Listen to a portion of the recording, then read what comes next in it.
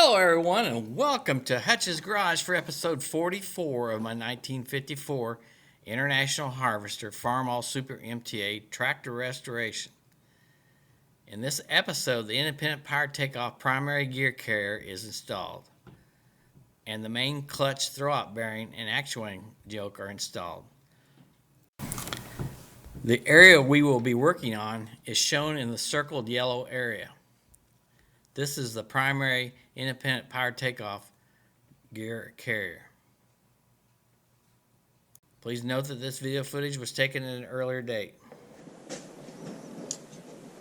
So I've got the independent power takeoff primary gear and bearings and shaft there. This is the carrier. It goes down over like this. But before we install the shaft and bearings into the carrier, we have to install another seal, another SKF 19236, and that goes right here facing this direction. And the big problem with doing seals is trying to keep them square going in. So here's my 2-inch. I'll simply drive it down with this, lightly tapping it.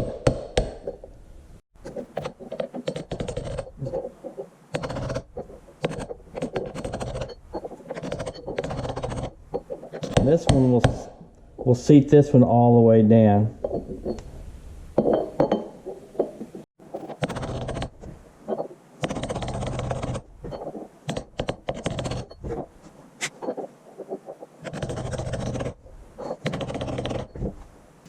That looks easy. The worst thing about that seal, it leaves a residue from the sealing surface.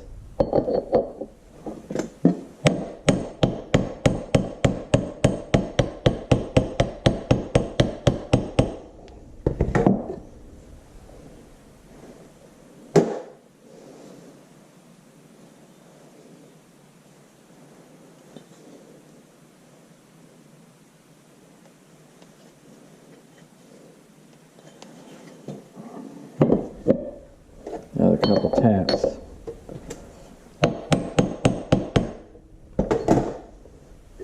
The next thing I'll do, I'll clean this residue out, this green stuff, and then we're ready to install the shaft this direction into the carrier. We're now ready to install the shaft. I went ahead and put grease on the seal right there. Put grease around where the seal is going to touch the shaft, and also put some lubricating oil here, like engine assembly lube. So we're going to slip it down in here. Turn the shaft a little bit. All right. This shouldn't be that hard to drive in.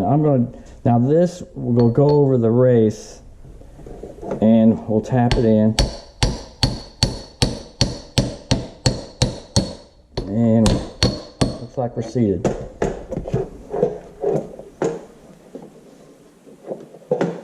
Alright, we're there. So now we're ready to install it, and we'll put grease around here and also on the seal in the tractor, which we did previously. And I'll oil this bearing because we won't be able to get to it, and that way it'll have a little bit of oil when the engine starts up for the first time before it throws the oil around that picks up from the gears.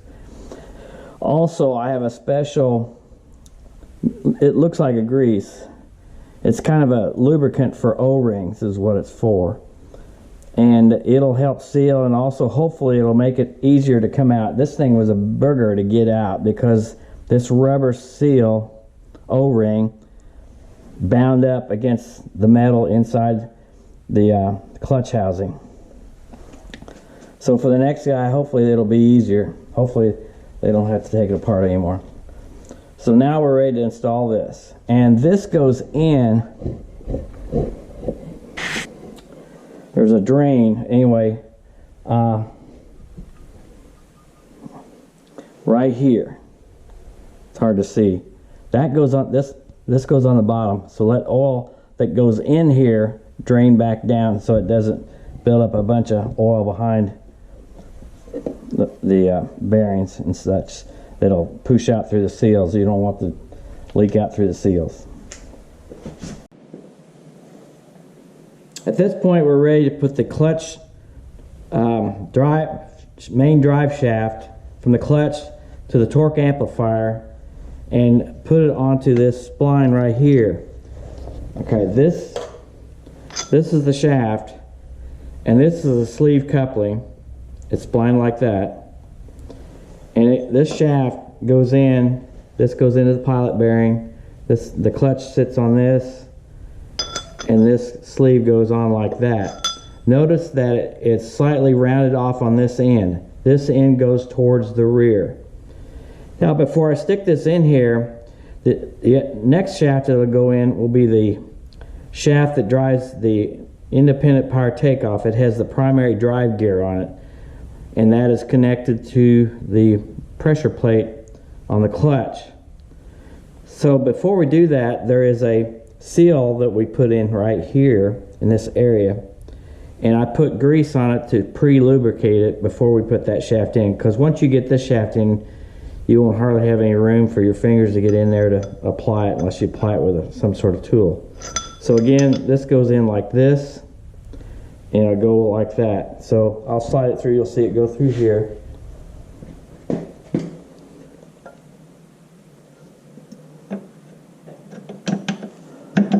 Alright. Now, when we put the I'm going to shove this on back, that coupling. Okay, I shoved it back with a screwdriver. You may have saw it go in through the camera. That's held in place by the back side of the independent power takeoff shaft, and that holds it in place. So the next thing to put in is that primary drive gear and shaft that's connected to the pressure plate that drives the secondary gear down below, which drives the shaft going to the independent power takeoff to the rear. It goes all the way to the back to the independent power takeoff system. So we're ready to put in the independent power takeoff drive, primary gear, and this carrier. Here's the primary drive gear for the independent power takeoff, the bearing here, and a bearing inside here. There's a rubber O-ring that goes around here, and I coated it with this Dow Corning 111. That's what we use at work on O-rings, and I've used it on O-rings on other things, on different tractors for various purposes. I've already put a little bit of grease around here. Of course, I oil the bearings, and let's see here. All right, so this is the bottom side, and you can tell because there's this drain right here, all right, and that lets oil that gets in behind this bearing that's behind here drain back into the oil area where the gears are at. Now, I've also coated these bolts with a little bit of black sealant, and because they're exposed to oil, so I don't want oil seeping through. So I'm getting ready to, let's go ahead and stick this in here. This is the bottom. Let me turn the camera around.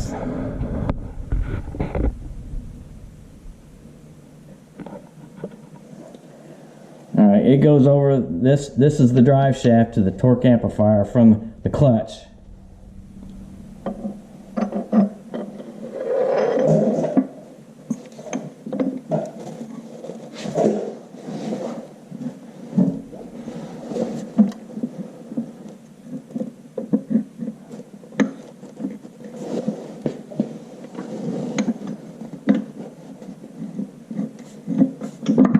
All right, got the gear lined up.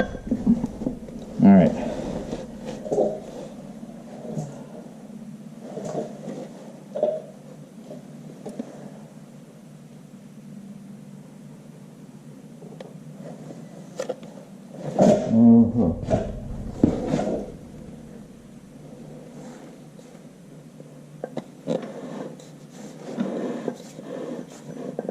There, we got it lined up right.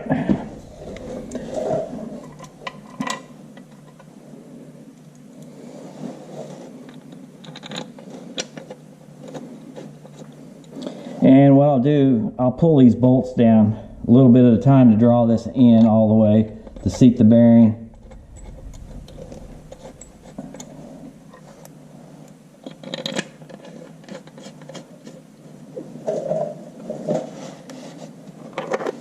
Get this out of the way.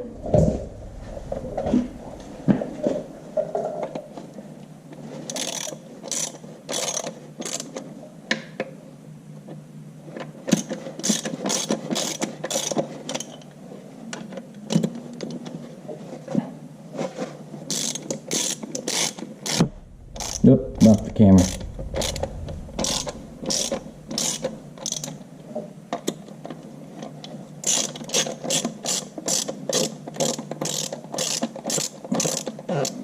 It's going in pretty good. I can pretty well draw it in by hand.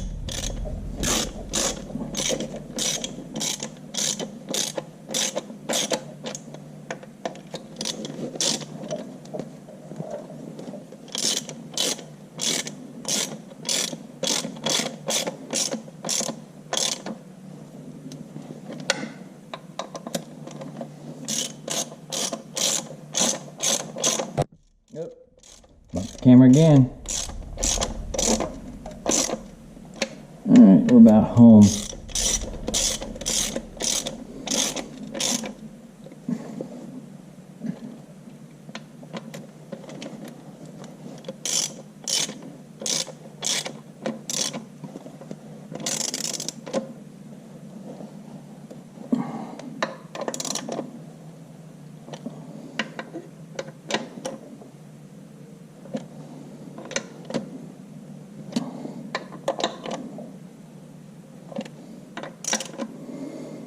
And I'm using a 9/6" socket. This 2" pipe cap covers, and I'll show this because I don't have oil in here yet.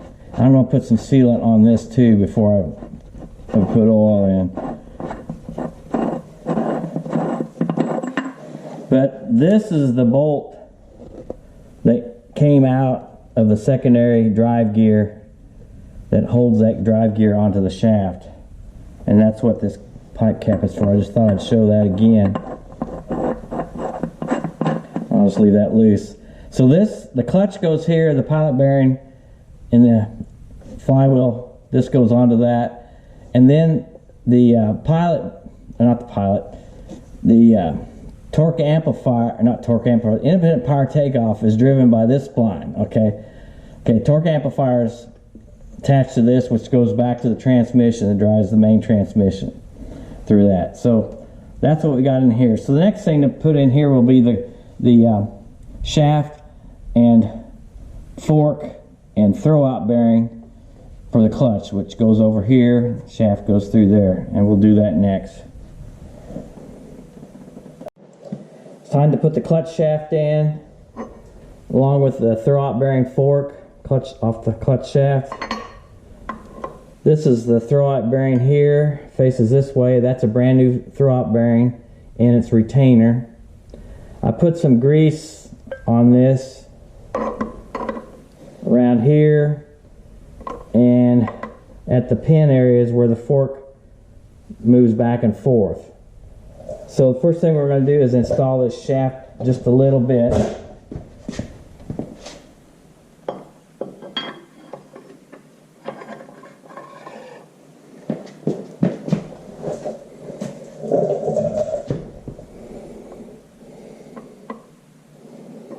We're going to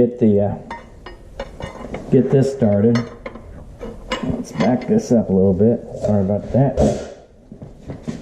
Back it up so I can get this in. Alright, I'm going to turn the clutch shaft upside down because those, where these washers go, are on the back side.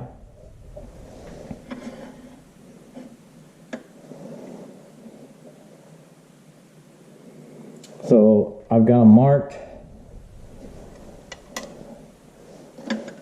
Let's put put this one in first. And they can be tough to get in sometimes.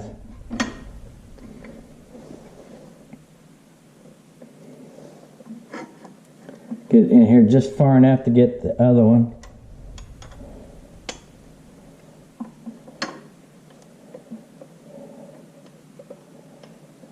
Oh, get in there. I'm going to tap it.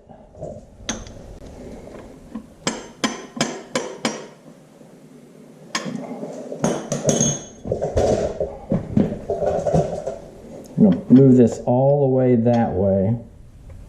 Hopefully that will stay.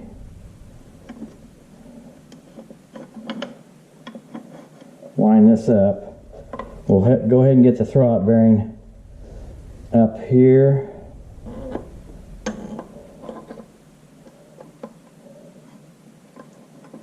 Okay.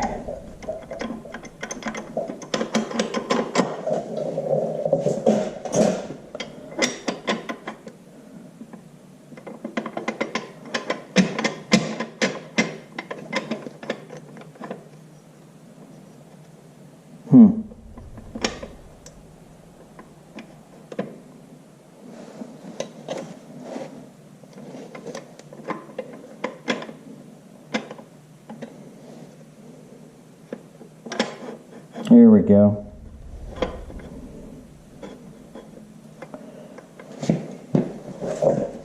The other fun part is that these bolts go up through those washers.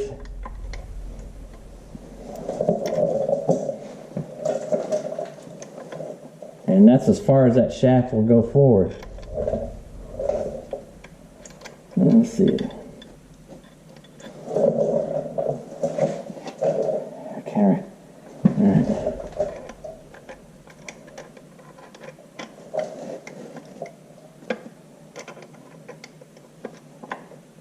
To me, this should have been designed so it'd work the other way.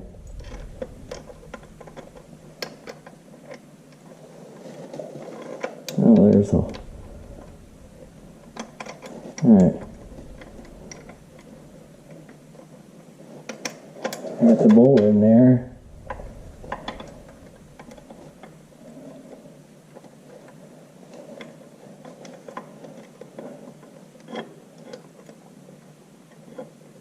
There we go. Alright. That one started. Let's go ahead and see if I got the right wrench to do this. And it barely, I can't really get it on there.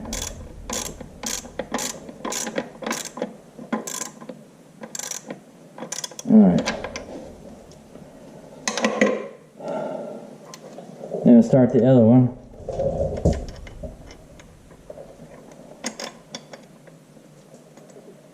It should be lined up to start it. There we go.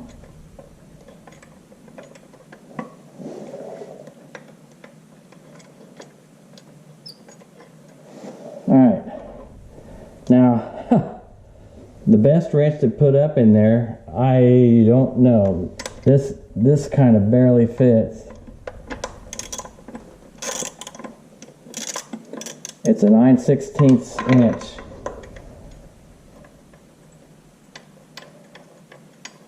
I think the farther I get it up in there, the easier it'll be to turn it, but I can't.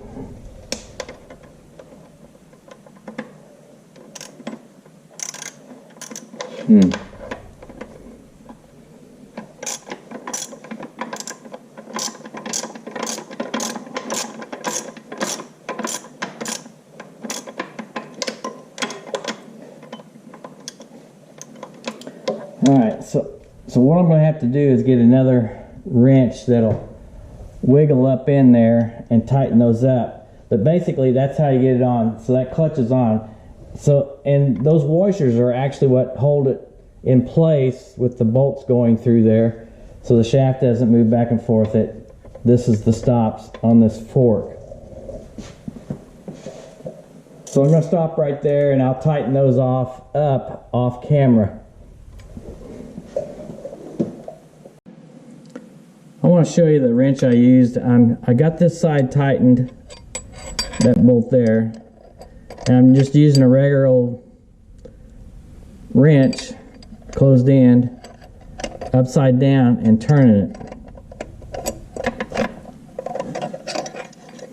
Slowly working it up. With this, I'm able to get a full grip on that bolt and not at any funny angle. So we're almost there.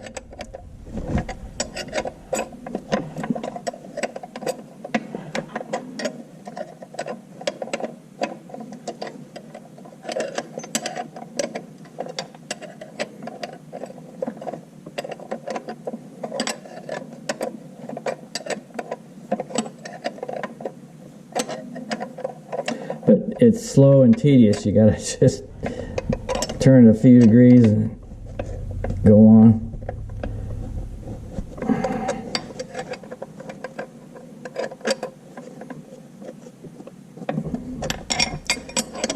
I can't really get it that way yet.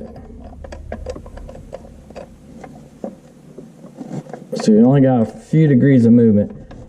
So I'm just about there.